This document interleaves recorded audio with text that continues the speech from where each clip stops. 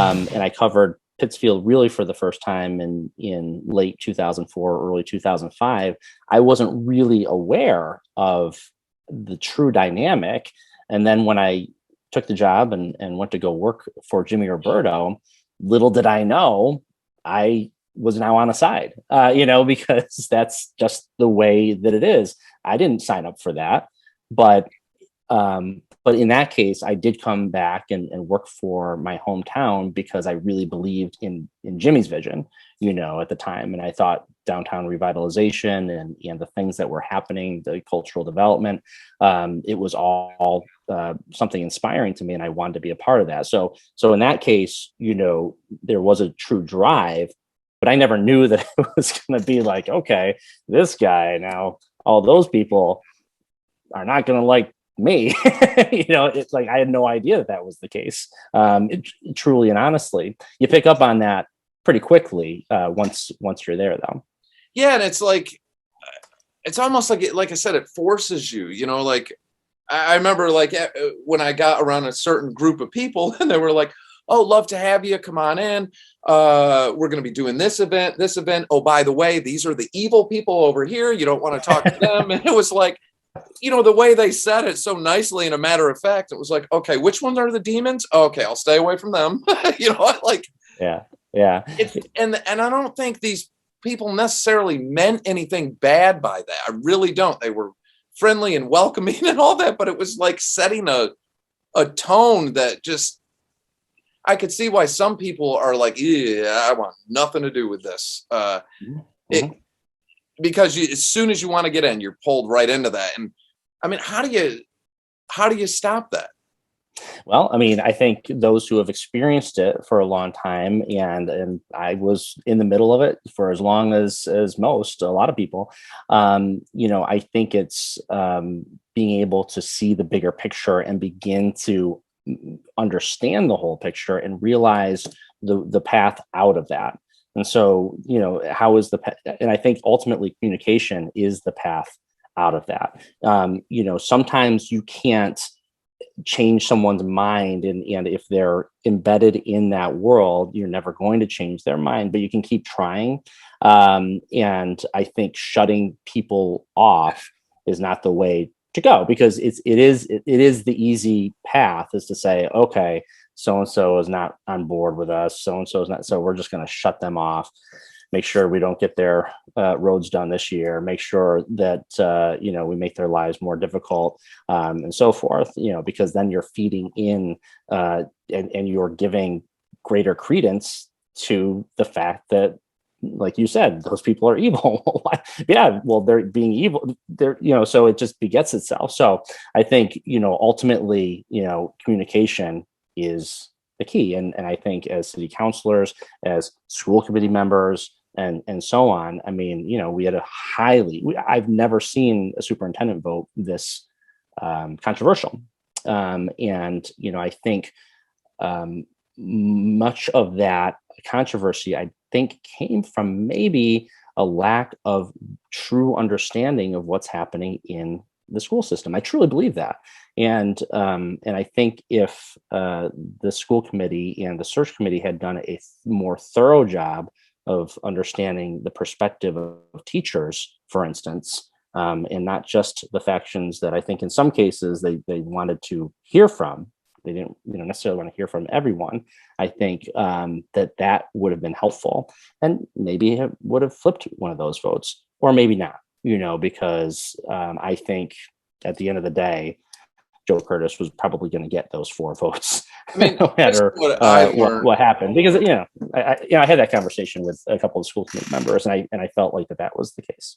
The basic research I did, just basic research on throughout the country, 10 years of superintendents, and how this. I just wanted to see what is the overall perspective, and the overall perspective is the average term of a superintendent is 5.5 years, right around there, and most schools promote from outside districts to prevent cliques from rising up, to prevent that kind of jealousy thing because if you're promoting from within and a superintendent obviously has to have a staff, well, where are they going to hire from? Right.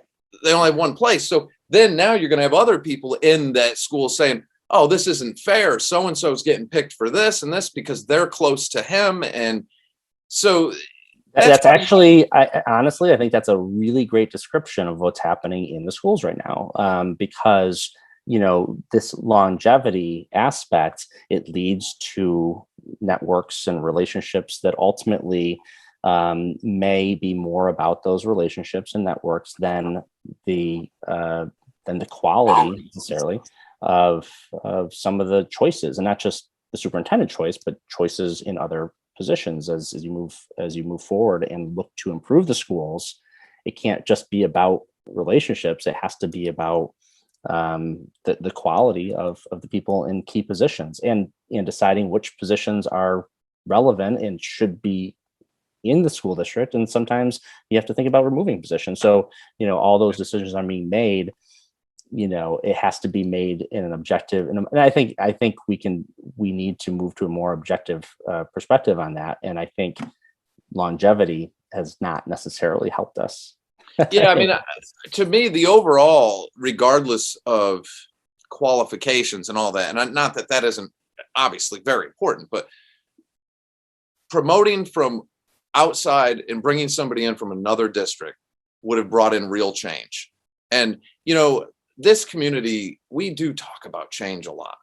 We do have this, we preach a lot about progressive ideas and new ideas, and it's criminal justice reform, things like that. So, and it reminds me of, like, I love analogies. I know I talked to Kevin Sherman. He loves analogies too, by the way. But, I think of, like, this kid's got this little toy truck, right? And he's been asking you for a new toy truck forever.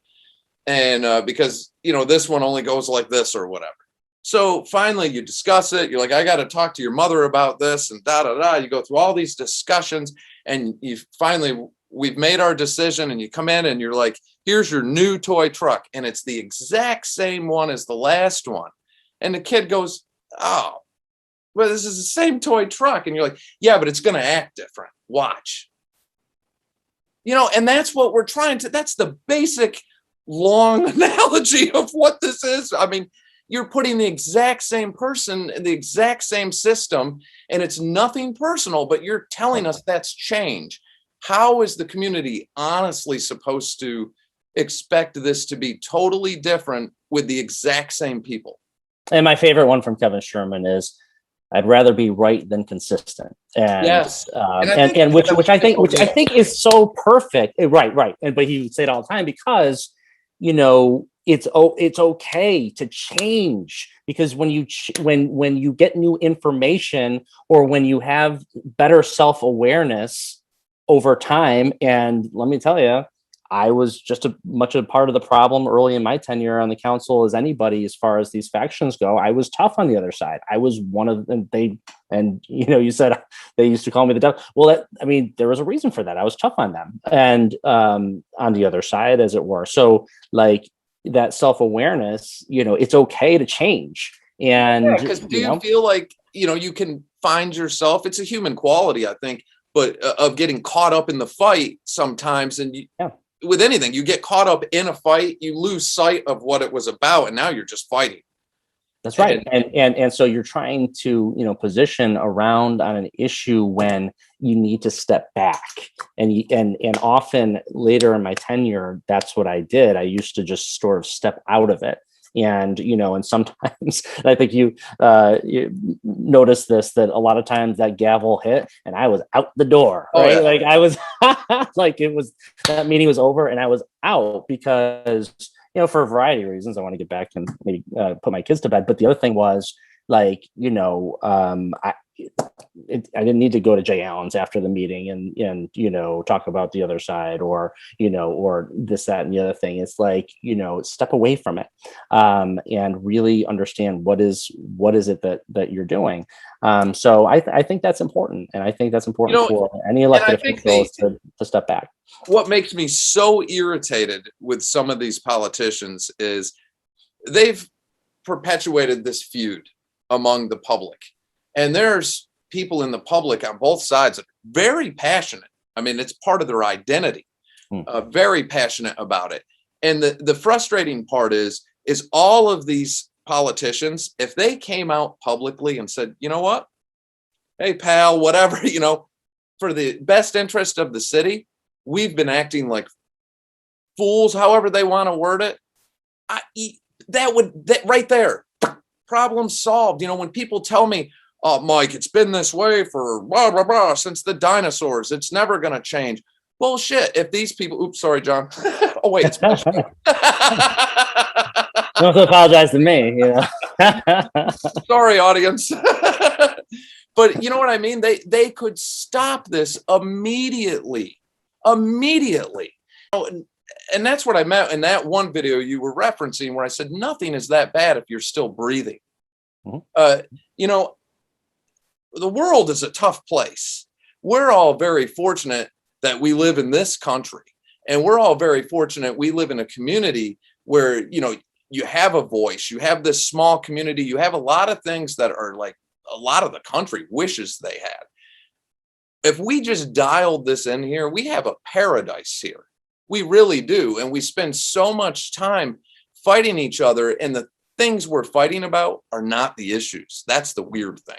I love my interviews that I have with people from the wonderful ladies from the Latinas 413, because and I had an interview with Marina Dominguez the other day that we'll post later, but she's a life coach and photographer, and you hear from people who come from outside Berkshire County, in fact, from outside the United States, just like how you said paradise, like literally, I think that's the term that she used. You come to Berkshire County and it's like, wow, this place is amazing. The nature, the community, the tight knit aspect of things, and the support that you have in this community. And again, it's kind of looking at it from the outside and saying, wait a minute, it's pretty good here. Like we have a lot of great things going on. Are there issues we got to address? Are there opportunities that we have to see through? Absolutely. But yeah, sometimes when you're from here, I'm from here, and many of the people who are, looking at this from a public policy perspective are from here, but like having that outside perspective can be super, super helpful. Yeah, it's amazing here. And we're our own worst enemy. And it really, my view, I'm stuck on that, as you know, is the political thing. I just feel like it's kind of nonsense is the problem.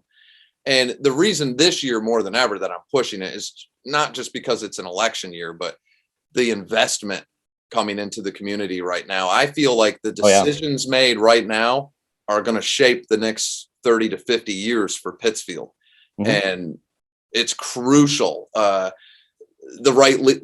hate to say leadership, but the leadership would be City Hall, representation would be the council. So the right representation for the city is I think going to be fundamental. And whether it's the same, new, whatever it is, as long as the public gets engaged in this one.